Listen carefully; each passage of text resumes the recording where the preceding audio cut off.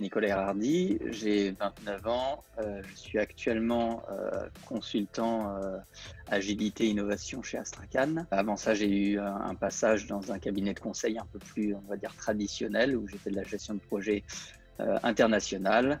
Avant ça, j'ai fait de la chefferie de projet dans le web. J'ai fait du consulting dans le cadre d'un master spécialisé également, et j'avais monté un peu ma boîte aussi avec des camarades de classe. Donc plus du côté web digital en début de carrière, de la chefferie de projet plus traditionnelle classique après, et puis après vraiment du coaching agile, de l'approche agile et du conseil en innovation et en management.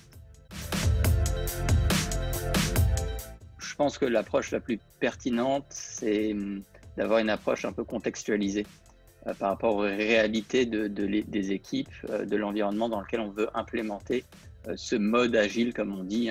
Il y a une approche agile qui est régie par des valeurs et des principes qui sont assez vagues. Et ensuite, il y a des méthodes. Et la plus connue étant la méthode Scrum. Là, on a vraiment un détail, des rôles, des cérémonies, qu'on appelle des cérémonies qui sont juste des réunions récurrentes, etc. Donc moi, je pense que le point primordial, c'est d'avoir déjà être convaincu de la pertinence de l'approche pour les dirigeants et les commanditaires. C'est-à-dire, si le commanditaire est quelqu'un de haut placé, plus il est haut placé, en fait, plus ça sera intéressant.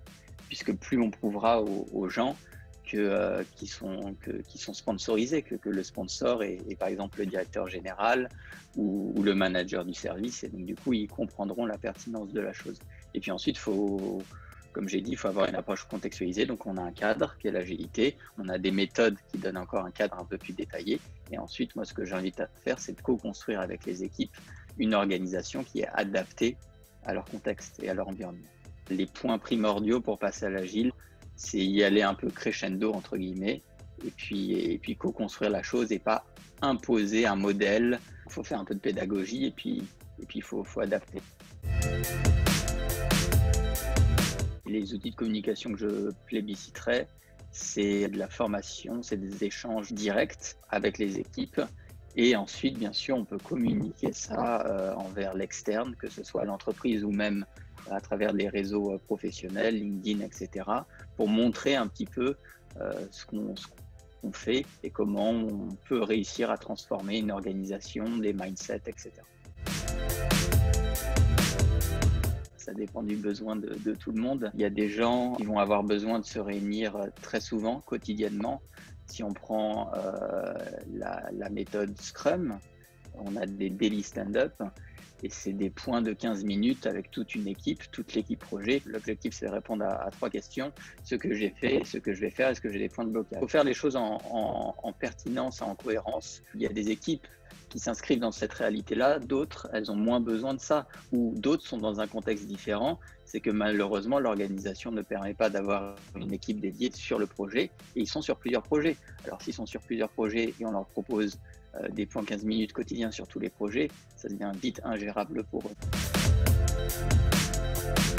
Les avantages, ils sont assez intéressants et ils répondent en fait aux enjeux du monde contemporain d'un point de vue business. Tout va assez vite en fait, tout change en permanence, et c'est vrai qu'une approche plus classique en cascade où on est une approche vraiment traditionnelle, ça répond pas à cet objectif ou ce besoin d'être flexible en fait.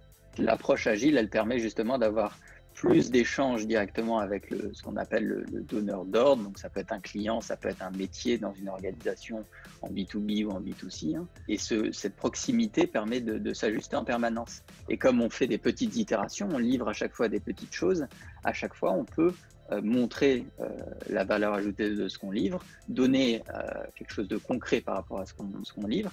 Et c'est vraiment constituer une équipe qui réfléchit ensemble, mais pas d'un point de vue traditionnel où moi je suis dans la technique, je fais la technique, et moi je suis dans le métier et je donne la vision. Si on travaille vraiment ensemble, pour moi l'avantage il est vraiment là. Les méthodes agiles qu'on connaît entre guillemets avec notamment les méthodes Scrum, etc. C'est vraiment la conception d'un produit. On conçoit un produit dans sa globalité Et pour ce faire, on a vraiment une interdépendance forte et une communication importante entre les parties prenantes. Les plus gros freins, c'est que ça soit mal compris et que ça soit imposé. Si on impose ça, c'est pas compris, ça peut être compliqué. C'est censé les aider à être plus efficaces et de manière générale à ce qu'une équipe, un projet, une entreprise soit plus en cohérence avec les contraintes du monde contemporain et des contraintes du marché. En fait, l'agilité est devenue une forme de business.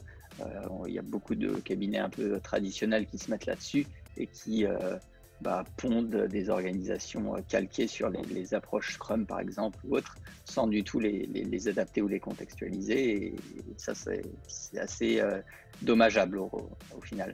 L'autre frein qu'il peut y avoir, c'est vrai que quand on est dans une approche agile, on livre par petites itérations. C'est la subtilité, c'est que dans l'agilité, on a ce côté d'itération qui peut amener une forme de pression assez constante sur les équipes, mais en même temps, on met en place des outils qui permettent de calquer la charge de travail sur la capacité à faire.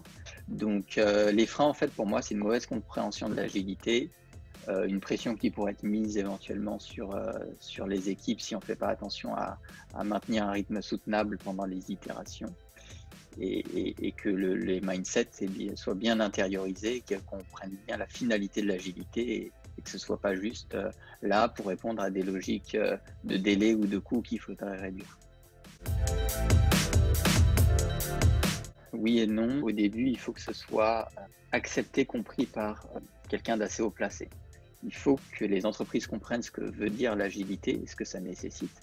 Et en général, ça s'applique quand même mieux à des équipes qui sont dédiées à un projet.